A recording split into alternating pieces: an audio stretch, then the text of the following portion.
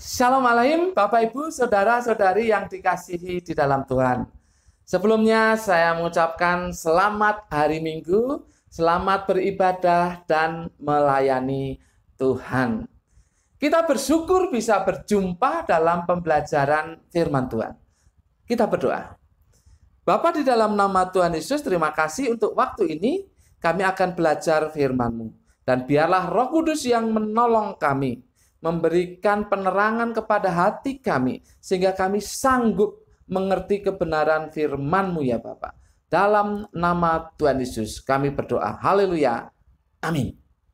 Bapak Ibu Saudara-saudari yang dikasihi dalam Tuhan, hari ini Minggu 4 Oktober 2020, kita akan belajar dari 1 Korintus pasal yang kedua ayat yang ke-9.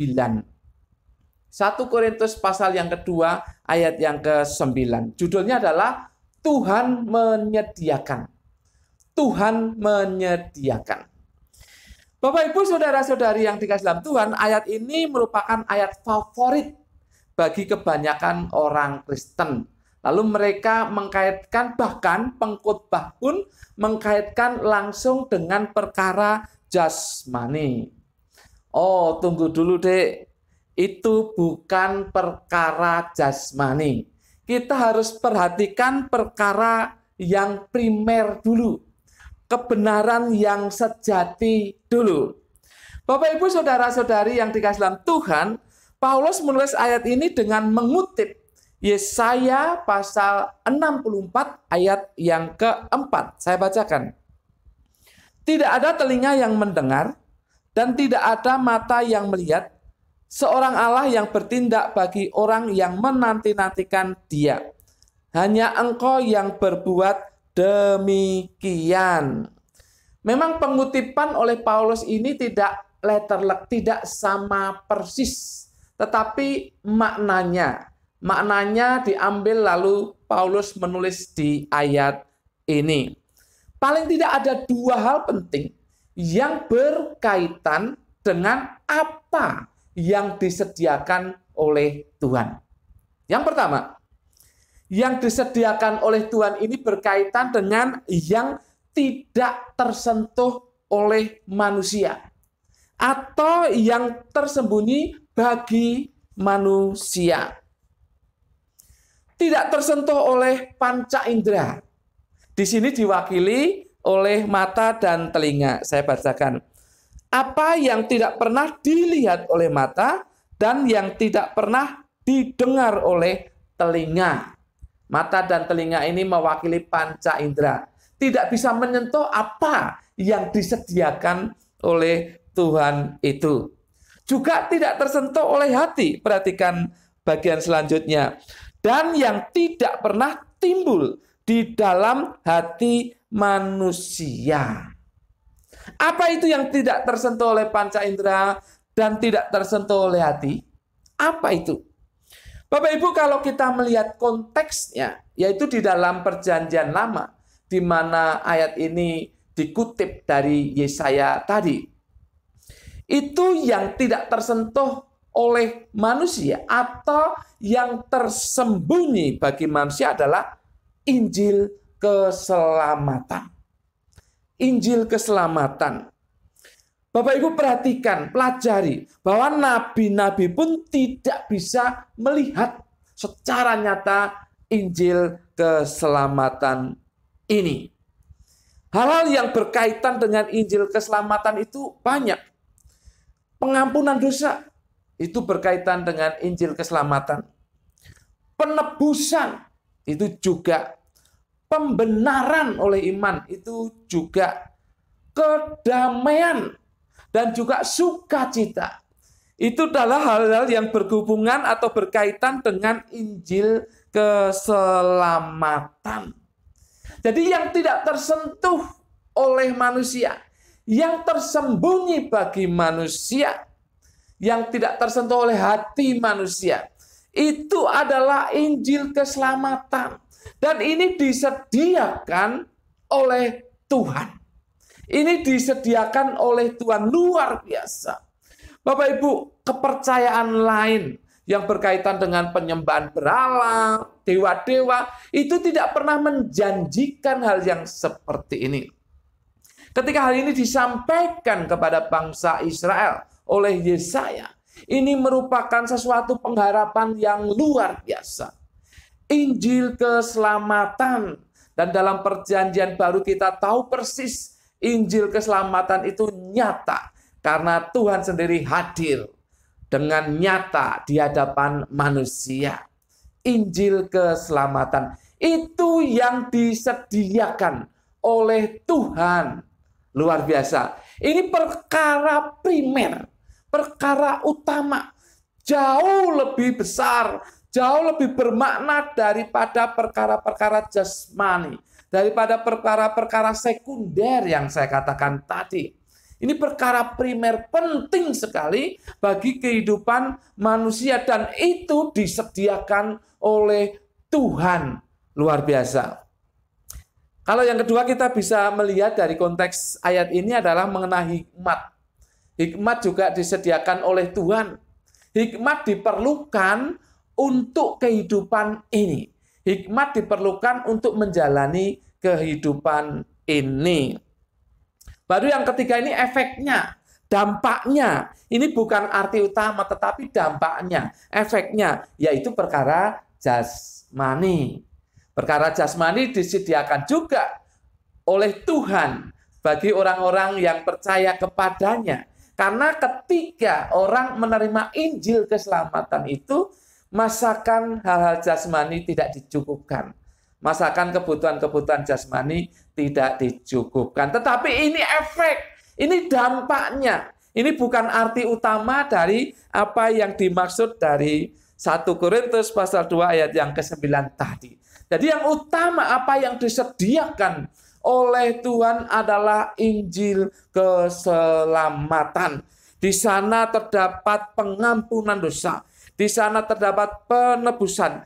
Di sana terdapat pembenaran. Di sana terdapat kedamaian. Dan di sana terdapat sukacita. Bapak, Ibu, saudara-saudari yang dikasih dalam Tuhan. Itulah yang disediakan oleh Tuhan. Jadi hal-hal yang tersembunyi bagi manusia. Perkara kedua yang berkaitan dengan apa yang disediakan oleh Tuhan adalah itu disediakan bagi yang mengasihi Dia. Perhatikan ayat itu. Semua yang disediakan Allah untuk mereka yang mengasihi Dia. Untuk mereka yang mengasihi Dia. Kata yang dipakai untuk mengasihi dalam bahasa Yunani di sini adalah agaposin, dari kata dasar agapau. Kita tahu kata itu menunjukkan kepada kasih atau mengasihi yang sungguh-sungguh. Mengasihi dengan tulus, mengasihi dengan luar biasa, dengan segenap keberadaan dirinya. Itu agapau. Bagi orang-orang yang mengasihi Tuhan seperti itu, maka hal tentang keselamatan, Injil keselamatan itu disediakan. Bahkan diberikan kepada mereka. Bapak, Ibu, kalau kita perhatikan dari kata di dalam perjanjian lama yaitu Yesaya yang kita baca tadi, itu orang-orang yang menantikan. Yang menantikan. Dalam perjanjian lama kata menantikan ini merupakan kata yang utama karena memang mereka sedang menantikan Injil keselamatan itu, menantikan keselamatan yang datang dari Tuhan itu, menantikan. Tetapi makna dari menantikan ini sama dengan makna dari mengasihi. Orang yang mengasihi akan menantikan. Orang yang menantikan itu akan mau mengasihi siapa yang akan memberikan keselamatan kepada mereka. Itu sama maknanya, menantikan dalam perjanjian lama dan mengasihi dalam perjanjian baru di ayat ini itu maknanya sama. Jadi mereka adalah orang-orang yang percaya kepada Tuhan. Jadi ini disediakan bagi mereka. Disediakan bagi mereka. Kalau ada orang-orang yang merindukan keselamatan, tetapi mereka tidak mengasihi Tuhan, maka tidak mungkin mereka akan mendapatkannya. Tidak mungkin. Karena mereka tidak mengasihi Tuhan.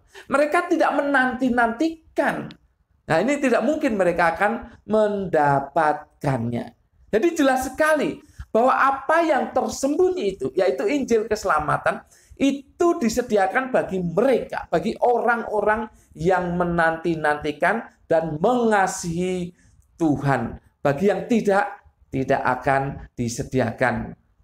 Bapak, Ibu, saudara-saudari yang dikasihi dalam Tuhan, mari kita bersyukur. Mengapa? Karena kita sudah menerima Injil keselamatan itu. Karena kita sudah menerima Injil keselamatan itu. Mari kita mengucap syukur. Kita sudah menerima pengampunan dosa.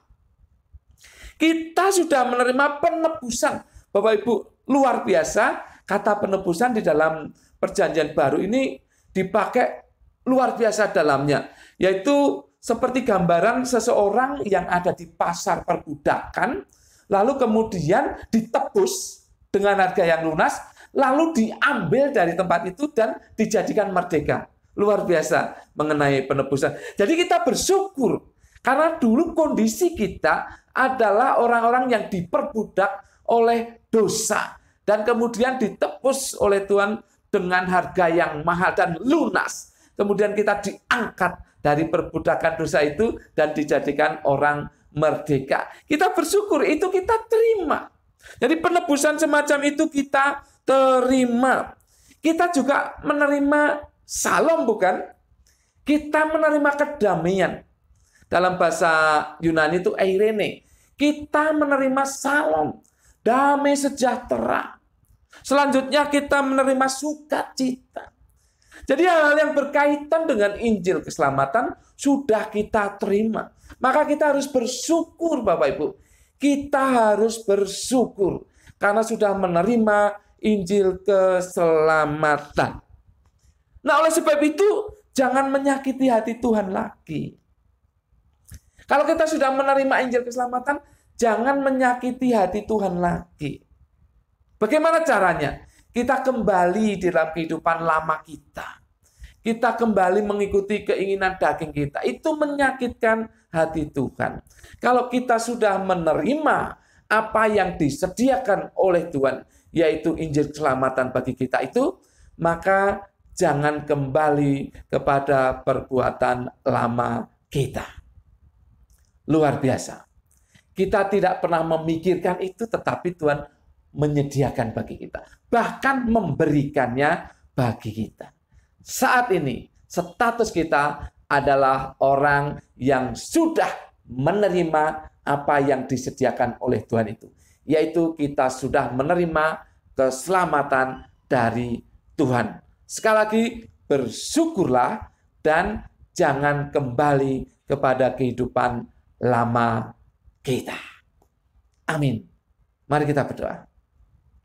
Bapa, dalam nama Tuhan Yesus, terima kasih untuk waktu ini. Kami bisa belajar dan kami bersyukur karena apa yang tersembunyi bagi manusia, Engkau sediakan bagi kami. Dan bahkan kami sudah menerimanya, yaitu Injil keselamatan. Hikmat dan kebutuhan jasmani pun itu merupakan efek yang kami terima, dampak yang kami terima. Sehingga kami hidup dengan penuh sukacita. Terima kasih, mampukan kami ya Roh Kudus melakukan firman Tuhan ini. Bimbing kami supaya kami tidak kembali kepada kehidupan lama kami. Karena kami sudah menerima keselamatan dari Tuhan. Di dalam nama Tuhan Yesus kami berdoa dan mengucap syukur. Semua yang percaya katakan, amin. Tuhan memberkati Bapak Ibu Saudara-saudari senantiasa.